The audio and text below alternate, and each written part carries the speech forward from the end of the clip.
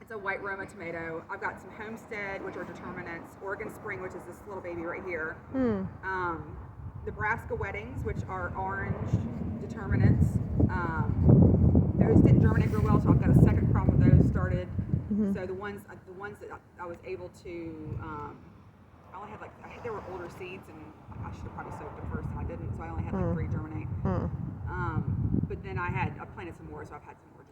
So I should have probably 6 or 7 of those once those come around. Okay. And then the other day, I planted some more. Where is my list? That's the black strawberry. I want one of those. Sugary, which is a grape tomato. That's another one. And I don't see it on here, but I know I planted my am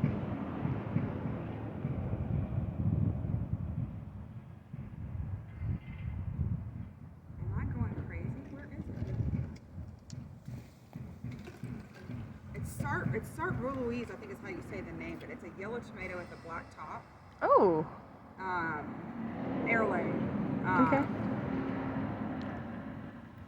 It's not on this list. It must be on my computer. My computer's got the better list.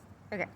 So, I grow all the funky stuff, especially with peppers too. I've got all kinds of different kinds of peppers I'm growing this year. I don't have any super hots. The hottest I have is going to be cayenne level, but I've got one that's called Buena Mulata, which is a purple hot pepper. So it's a long, skinny purple hot pepper. It's heirloom, started in the 1800s. Okay. And then I've got a Turkish frying pepper, it's called kibasi. And then I've got some Jimmy Nardellos. And then I've got some block peppers and chocolate sweets and Cheetah Sherdos, which is a funky frying pepper that is, I can't remember the origins of that one off the top of my head. And then a couple of Italian sweet peppers, like Gatherer's Gold and Sunset Sweets. And then I've got yellow bells, orange bells. I did plant some purple bells recently. So They're super cute. I'll have some purple bells also. Those may be a late, so you have to do a late planting on those because those got started after everything else.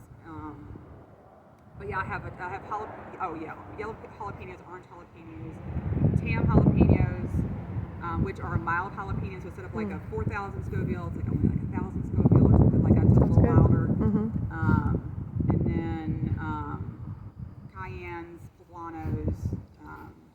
So I've got a whole bunch of different varieties of tomatoes. Tomatoes and peppers. Those are my things. I like the weird stuff. So the weirder and the rarer, the better. That's what I like to grow. I'll have to send you some. Huh? Cauliflower. So I did a few cauliflowers, and I don't know how to say it. You're gonna make me say it on camera, Roz, and I don't know how to say it. It's an Asian green, and it's CHIJIMSAI. Yeah. Okay, that's how it's. I don't know how to say it either, but I read it. I'm not even gonna try because I'm gonna embarrass myself. But I've got a few of those that I planted for people that are doing fall gardens. I don't have a lot of them. I only got 6 of each. Yeah. So, but it's purple Sicily cauliflower, so it's a purple cauliflower. Yeah. And the Asian greens, which are delicious, by the way. Raw, cooked, amazing. And then, so as far as the pollination stuff, we were talking a little bit about the tomatoes. And I brought my iPad so I could show you because I don't have a squash to demonstrate with. All right. Let me get my little.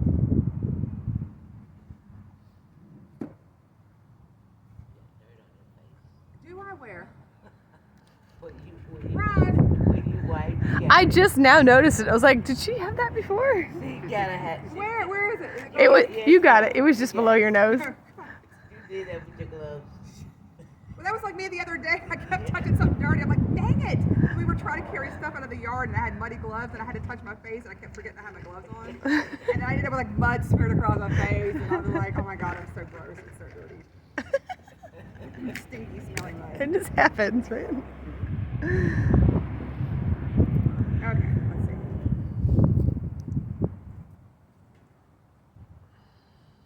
Pollination. Okay, so do you guys know the difference between male and female flowers on squash?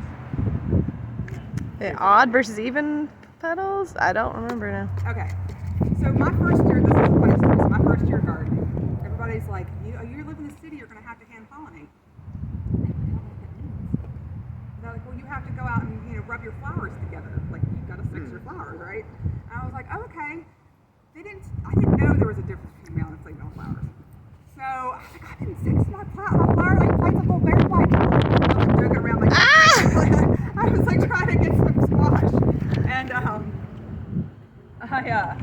come to find out, I was sexing the male flowers. Oh, no. I didn't have any female flowers on my plants. Oh no! I didn't know the difference. Mhm. Living and learning, right? Yeah. Gardening is all a learning process. Absolutely. So when you're looking at your, I got so much dirt right here. When you're looking at your, I don't know if I can turn the brightness up on this or not. You'll be able to see. You might have to get zoom in on it. Oh, it's fully bright. You might have to zoom in on it. Okay, so male flowers look exactly like you would expect a male anatomy to look. Oh, okay. As far as the stamen in the middle. Okay. Female flowers look like this inside. So they're going to have a bunch of little fingery looking things Okay. inside to receive the male part. I got you. Right, to receive the male part. Okay, so I don't know if you can see the difference in the picture right here. If you need to come up one, you can. It's got the picture of the male flower and then the female flower. Okay. Okay, and then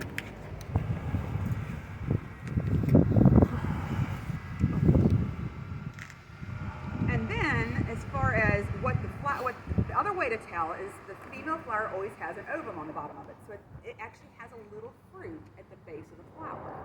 The male flower is a straight stem. Okay. So this is a good example. Here's another picture. I don't know if you can see that. Okay. Okay. So you see the male flower is just a stem. Looks like a straight, regular old flower stem, right? Yeah. And the female flower has a little bit of a fruit on the bottom. And I've got a better picture. If you give me 1 second. This is a much better picture. Here you go. Do you guys have ketchup in there? Probably. And this is a hurricane forecast, love. It's a hurricane forecast. Oh. Where'd it go? Hang on a second. Sorry, y'all. Swipe left, right. No, for some reason it changed over to something. I don't even know what it was changing to. Okay, here's a better picture. You see the little fruit. You see the little fruit at the bottom. Yeah. You see that? It was like Little a fruit at the rose. bottom of the female. So it looks like a little mini version, very tiny version of what the adult plant's gonna look like, right? Okay. So when don't be afraid to cut the male flowers off. Okay. So when you need to hand pollinate, there's a couple ways to do it. Some people use a paintbrush. They'll go out there with a real fine tip paintbrush, and they'll tickle the male flower, and then take the paintbrush and rub it inside the female flower. Okay. And you can do save seeds on the same way for squash as you can for tomatoes, but you have to do it after you Pollinate. like bag it before it opens, right? As soon as it opens, pollinate it and rebag it. Okay. That way, like you don't risk anything getting in there and trying to add extra pollen from something else, Okay. or another phenotype or anything. Okay. But you can use paintbrush. I honestly, because I usually get abundance of male flowers, usually those are the first ones to come out are your male flowers. Okay. I'll just snip it off. I gently break the petals off, so I only have the stamen left, and I rub it all over the female flower, and I get squash, and it works great. Play them some Al Green or Berry White, they'll love it. Sex ed for plants, right, y'all? Okay. Ta-da. Another thing that's kind of weird about some plants, like tomatillas, Yeah. you can't just plant one tomatilla. You won't get any tomatillas. Oh, really? So you have to plant them within 3 feet of each other, and you have to have at least 2 plants, so they can pollinate each other. Yeah, I had 2 last year and it was fine. I didn't even know that I had to have 2. Okay. So you have to plant them close together, and so they can kind of touch each other and pollinate each other. And then, but you can't just plant one. So, but a lot of things, like squash are probably the most challenging for people in Memphis because people don't realize, I'm not getting any squash, I don't understand. Well, we don't have a lot of bees. Squash bugs are. God, they the die last so year, the bad. Squash bugs and vine borers about killed me. Mm-hmm. Oh my God. Okay, so squash bugs are the ones that look like stink bugs. So everybody knows the difference. Vine borers is a little black and red wasp that goes around and takes this little stinger and taps your little plant and puts little eggs all over your plant. The eggs hatch, burrow into your plant, and you get a larva that will burrow its way all through the stem of your plant and kill your squash.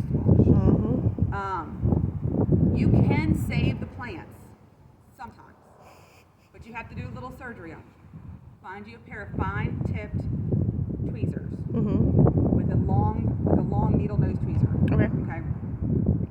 See, you can always see where the borer has gone into the plant because there's something that's called frass that will be produced by the larva. Okay. It's orange. You'll see an orange hole in the side of the plant, Okay. and it'll almost look like it's coming out, like it's bubbling this orange gunky stuff. Okay. Okay, that's where the worm went in. Usually they travel up the plant. Usually they don't travel down because they want to keep with the nutrients, right? So I usually try to go like 2 inches above where I see the hole, and then I'll take a little sharp knife and like I cut into it, and then I try to put the little tweezers in it and see if I can dig around and find it.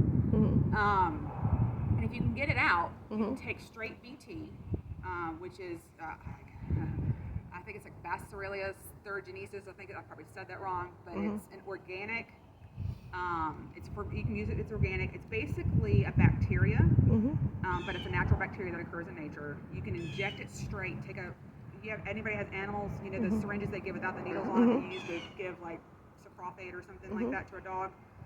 You can inject it straight into the plant and then wrap the plant with like Coban, which is like vet wrap, or to seal it back up so that way the BT stays in the stem. It'll kill, if you didn't get all the borers, sometimes there's more than one, sometimes you only think there's one, there's actually more than one in there. It'll kill the other one. Okay.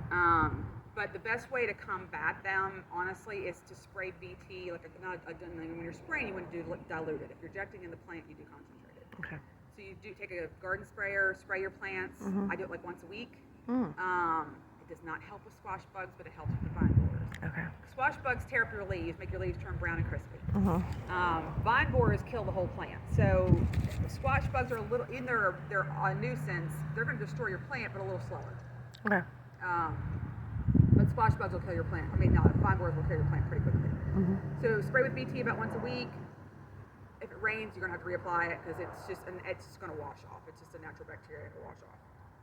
But it's good for also cabbage moths, any kind of caterpillar that eats your plants. Okay. Cornworms, you can spray your tomatoes with it.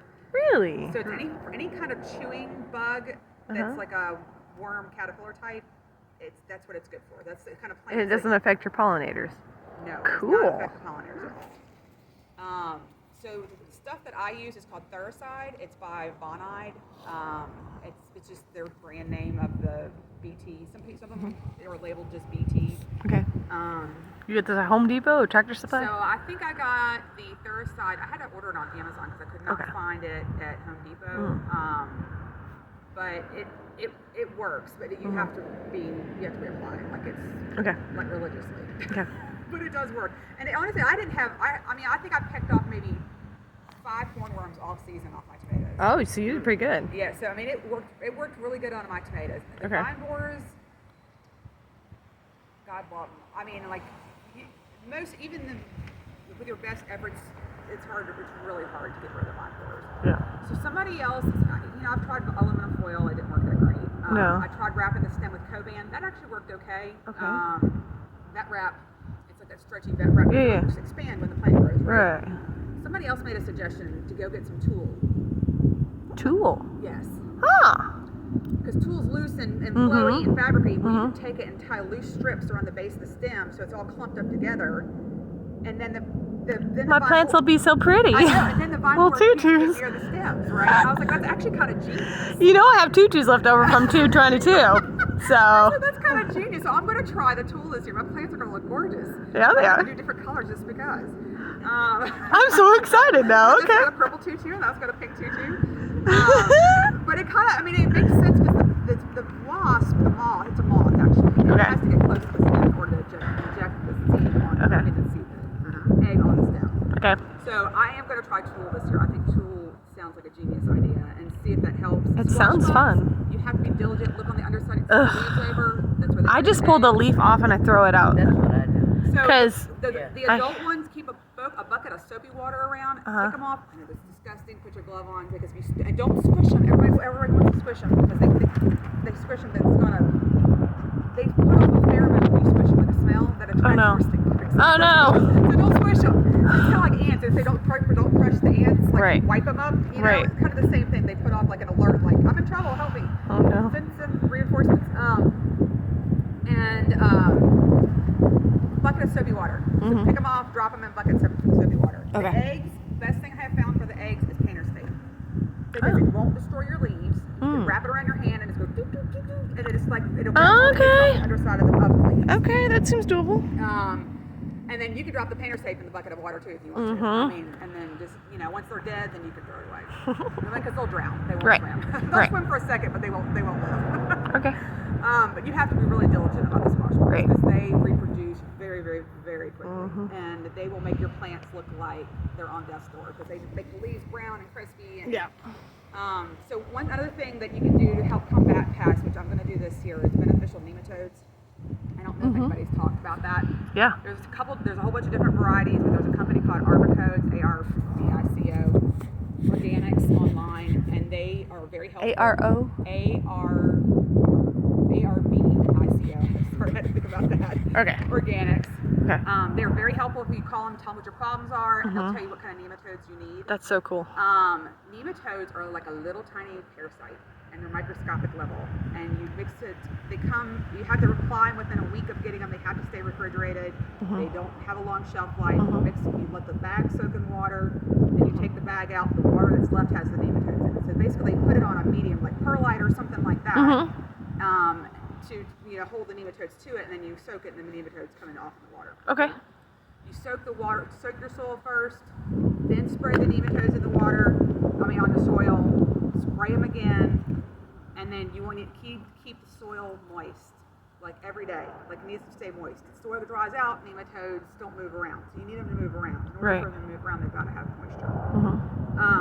I had a random weird problem last year with one of my brand new beds, which was, I must have come in the soil, it's the only thing I can figure. Because it was a cedar bed, and termites supposedly don't like cedar. But I was sweet potato bed, and I was checking my sweet potatoes to see if the tubers were growing. Mhm. And I had termites, Subterranean termites growing along the post on my cedar bed. And I was like, what in the world? Like, I've never seen a termite in my garden in my whole life. Like, what is going on here? And so I, Googled it, and I was like, I can't, with chemicals, I got an organic garden. I'm like, what do I do? And they're like, nematodes. You've got to go get you some nematodes. Let me tell you, I put these nematodes down, and within a week, I already noticed that the colony had dropped by like half. Wow. Within 2 weeks, it had dropped by 3/4. And within three weeks to a month, like, they were completely gone. There was no evidence That's cool. of termites in the bed at all. Huh. I mean, they are the coolest little creatures. Because basically anything that burrows or lays eggs or larvae in the soil, it will kill. So in order to combat stuff that lays in the soil, like hornworms and vine borers and anything that has a cocoon that lays stuff in the soil that you want to get rid of, nematodes. Like, I'm gonna nematode my whole yard this year. I mean, like, I'm not even joking. Because if you have like dogs, I mean, it helps with roundworms, it helps with fleas. Anything that lays eggs in the soil, like, they will get rid of. Okay.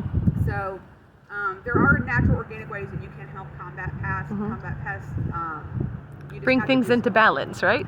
There's got to be a balance, right? You don't want to kill off all the good stuff. So in addition to the nematodes, I'm gonna buy some ladybugs. Ladybugs love aphids, love whiteflies. Ladybugs can eat their weight in aphids, like in no time flat. So you can buy 8 ladybugs online. You can also buy praying mantises. You can buy. I keep finding praying mantises pods around here. I'm like, yes. Everyone's like, they don't bite. They bite. I don't care what anybody says. They bite. And so I've had one bite me before. I'm terrified of praying mantises, but I'm still thinking about getting some for my garden. Oh yeah, just leave them alone. Because Don't. I want them to kill the squash bugs, and I know that they will just destroy them. So I'm like, I think I'm gonna get me some little. You gonna face your fear? Egg Yeah. faces, and just let them go to town on the squash bugs.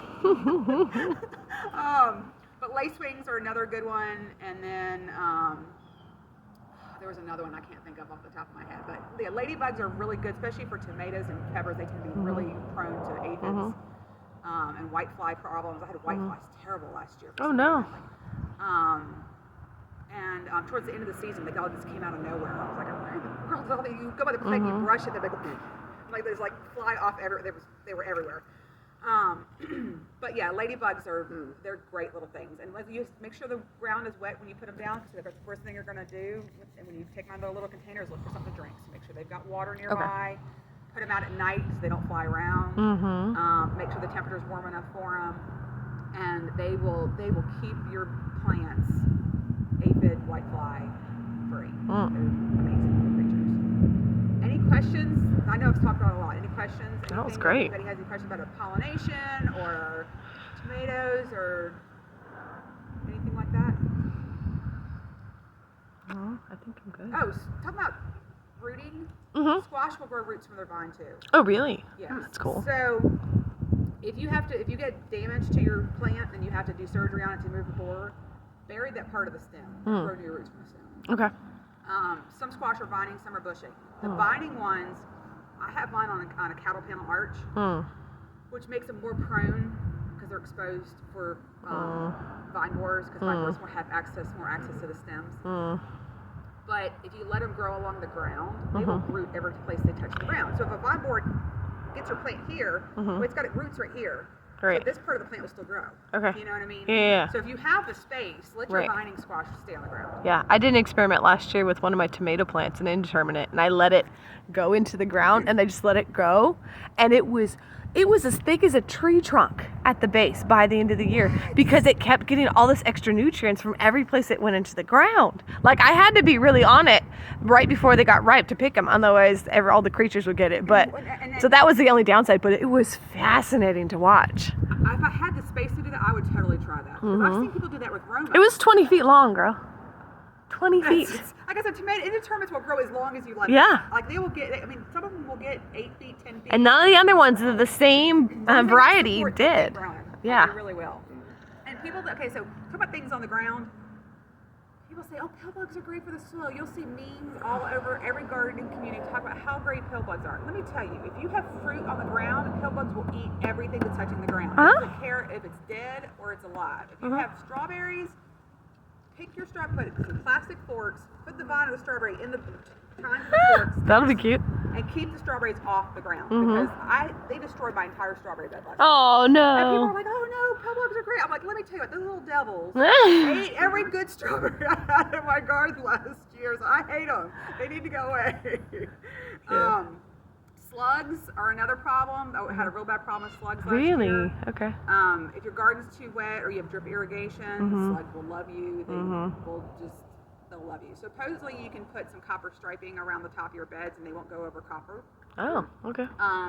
There's also an organic stuff called Sluggo Plus. It's a pellet. Keep your pets away from it. Don't put it anywhere where your pets are, because it's sweet and they like to eat it. Oh, no. So make sure it's someplace where your pets can't get to it. Not that it's necessarily toxic, but it's not necessarily anything you want them to get their hands on. Right? But that also helps with pill bugs and snails and slugs, but it's organic and it really does help. You sprinkle it around your garden. I usually do it around the base of my beds, like I put a line around the base of my beds so that they have to cross it before they get into my bed. But slugs, if you notice a lot of chewy stuff on your leaves and don't see any beetles anywhere, it's probably slugs. Gotcha. Slugs are the pits.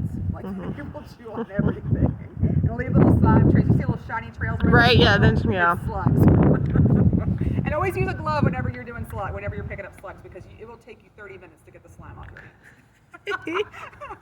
All right, well, thank you very much. Check out my Facebook page, Urban Heirlooms of Memphis. I will have plants. I have a few plants. Like I said, I only have a few plants ready right now, which is just the cauliflower and the greens. But my tomatoes and peppers will be ready starting like second week. I'm anticipating like the second week of April probably. Okay. And but check out the Facebook page and